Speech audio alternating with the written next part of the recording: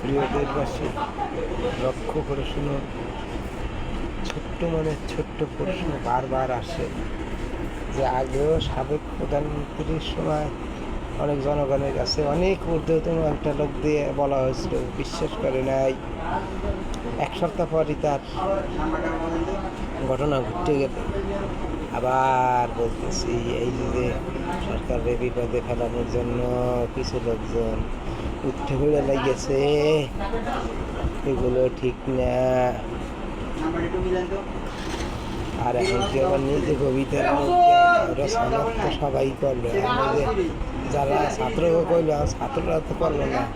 এখন ঘটনা কারা কি ঘটায়, আমরা এক এলাকায় আর একে সরকারের ফাঁসানোর জন্য কারা কি করে, সরকার খোঁজ রাখতেছে। কিন্তু মোল্লার দল মসজিদ পর্যন্ত সবারই কথা মনে রাখতে হবে, যা করো হুশ করে করো, তারা খাইতে হবে। আড়াই সালের ঘোড়া তারা খাইতে হবে, যত জ্ঞানী বুদ্ধিমানী হও।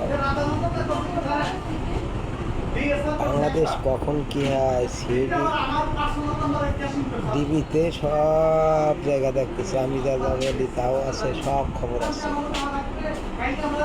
খবর মিস নাই, সব জায়গা কোথায় কোন স্থানে আছি আর কি বলতেছি তাও সরকারের নলেজে থাকে।